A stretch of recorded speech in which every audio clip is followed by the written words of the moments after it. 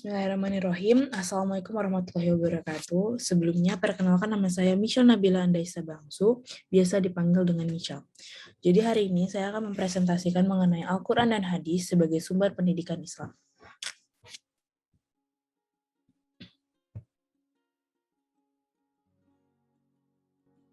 Menurut Said Islam Ali, sumber pendidikan adalah segala hal yang berkaitan dengan rujukan dari ilmu pengetahuan dan nilai-nilai itu sendiri yang akan diwujudkan atau diimplementasikan pada pendidikan Islam. Kemudian sumber rujukan yang digunakan juga sudah diyakini kebenarannya. Selanjutnya adalah sumber pendidikan Islam terdiri dari 6 macam, yaitu Al-Quran, Sunnah, Mazhab, Syahabi, Masalil, Al-Mursalah, yaitu kepentingan umat atau sosial, serta tradisi masyarakat atau uruf, dan ijtihad, hasil pemikiran para ahli dalam Islam. Kemudian, selain bersumber dari Al-Quran, untuk menentukan pendidikan dapat juga menggunakan hadis Nabi, karena hadis juga merupakan sumber kedua yang berbentuk tafsir dan penjelasan dari Al-Quran itu sendiri. Dalam prakteknya, hadis lebih cenderung bersifat pada soal praktikal, karena hadis merupakan hasil pemaparan dari sosok baginda kita, yaitu Nabi Muhammad SAW. Dalam konsep pendidikan Islam, hadis juga merupakan filosofi yang mendasar dalam menentukan ilmu dan mengimplementasikan dalam akhlak. Selanjutnya yaitu banyak juga yang ada di dalam Al-Quran yang menerangkan mengenai pendidikan, seperti dalam surat Al-Alaq ayat 1-5 yang juga menjelaskan kewajiban belajar mengajar. Begitupun juga dalam surat Al-Luqman pada ayat 12-19 yang menjelaskan materi pendidikan berdasarkan Al-Quran dan hadis Islam, melihat pendidikan merupakan sesuatu yang sangat-sangat penting untuk kita saat ini.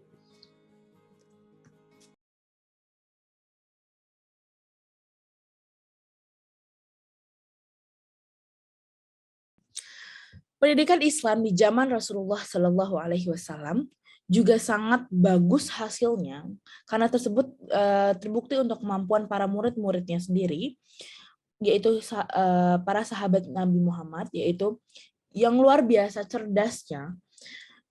Para sahabat Nabi tersebut juga banyak ahlinya dalam bidang sains, teknologi, atau astronomi hingga filsafat. Dan hal tersebut juga membuat Islam itu memasuki pada zaman keemasan, karena kepintaran beliau. Juga pendidikan Islam di zaman Rasulullah tidak terlepas dari inovasi yang dilakukan oleh Nabi Shallallahu Alaihi Wasallam di dunia pendidikan Islam.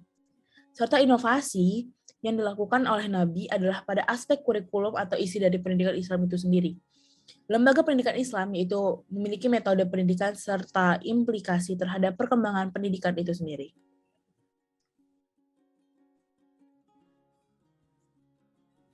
Oke, selanjutnya ada visi pendidikan Islam. Nah, visi pendidikan Islam itu di zaman Nabi merupakan dari sebuah pemikiran jangka panjang dan dari ajaran Islam itu sendiri juga.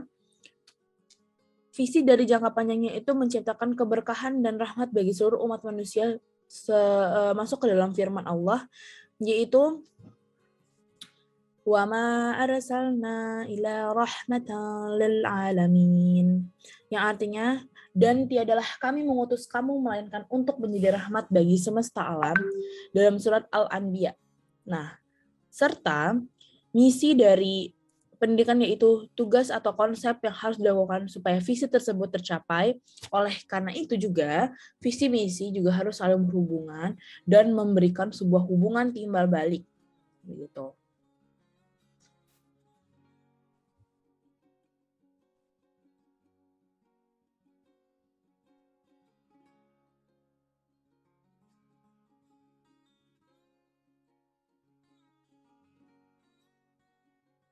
Sedikit dijelaskan sebelum fungsi dari manusia ini, saya juga sedikit akan menjelaskan mengenai yang berhubungan dengan slide sebelumnya.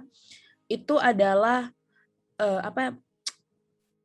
visi juga berguna sebagai jiwa dari sebuah konsep pendidikan yang akan dibentuk Kemudian konsep yang dilakukan sebuah visi tersebut akan sampai tercapai. Oleh karena itu, visi dan misi harus saling berhubungan dengan saling memberikan hubungan timbal balik. Tujuan dari pendidikan yang dilakukan oleh Nabi Muhammad SAW juga adalah untuk memperbaiki akhlak manusia, serta untuk melakukan segala tindakan dengan akhlak yang mulia agar umatnya bisa meneladani untuk kehidupan sehari-hari. Bukan hanya sekedar seperti kayak saat kita pendidikan aja, cuman kita harus mengimplementasikan itu ke dalam kehidupan sehari-hari sendiri. Rasulullah juga mengatakan dengan tegas bahwa kualitas iman seseorang dapat dilihat diukur dari akhlak yang dicerminkan dari setiap hari atau kegiatan sehari-harinya.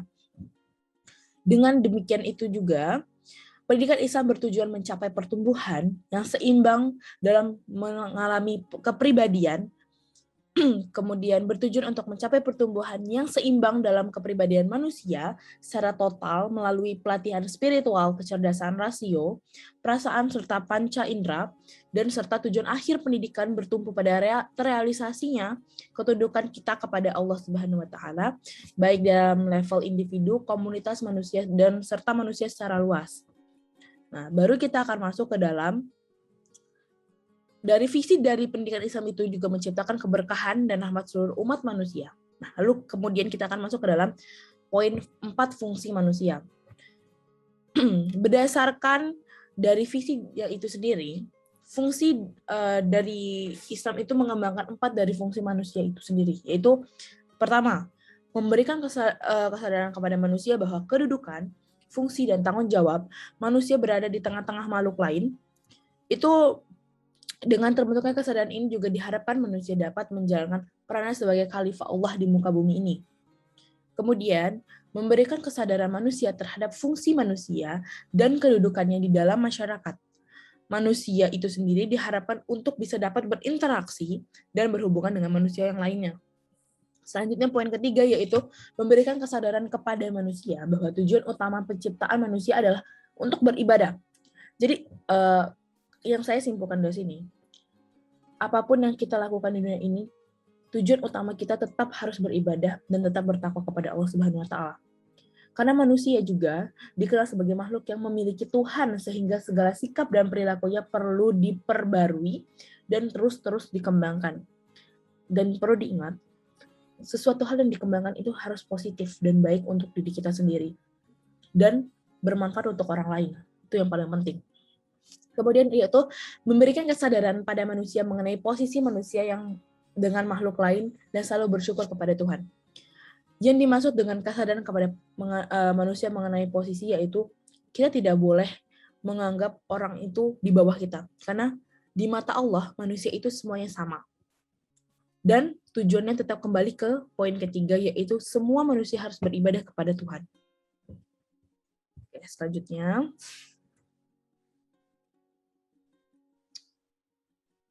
Pendidikan Islam.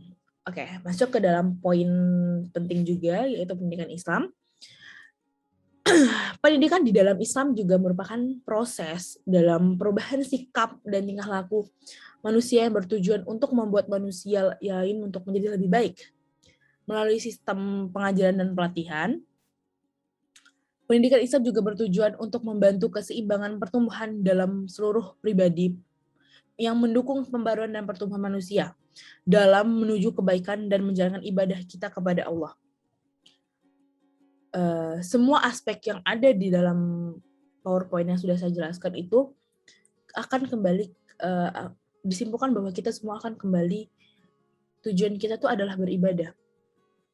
Kemudian tujuan kita juga dalam melakukan kegiatan itu adalah untuk mencari amal, untuk kita kembangkan, untuk menjadi pelajaran hidup, supaya kita ke depannya, level kita sebagai manusia itu akan semakin naik.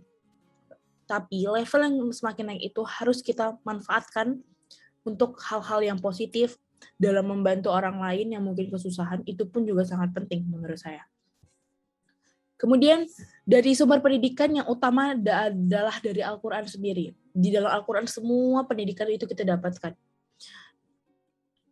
Hadis juga merupakan sumber pendidikan lainnya, tidak akan ada lekang dimakan oleh zaman. Al-Quran dan hadis juga merupakan referensi dan sunnah terus untuk mendorong umat Islam untuk bekerja keras mengembangkan pendidikan yang sesuai dengan perkembangan zaman. Serta pendidikan Islam mencakup akidah, ibadah, muamalah, sejarah, akhlak, iptek, dan sebagainya. Jadi, yang saya simpulkan di sini adalah Al-Quran itu sudah mencakup semua pendidikan. Sebagai umat Islam, kita harus selalu mementingkan pendidikan, tidak hanya mengenai teknologi, tidak hanya mengenai sejarah, tetapi semua harus kita pelajari. Semakin banyak ilmu akan semakin membuat kita lebih mudah menjalani hidup ini. Karena menurut saya, hidup kita itu, pendidikan itu nomor satu. Karena kita harus terus berkembang, tidak akan stuck di satu tempat. Karena pendidikan itu terutama untuk umat Islam itu sangat penting. Tidak hanya dalam satu agama, seluruh agama mengajarkan kalau kita untuk harus terus belajar.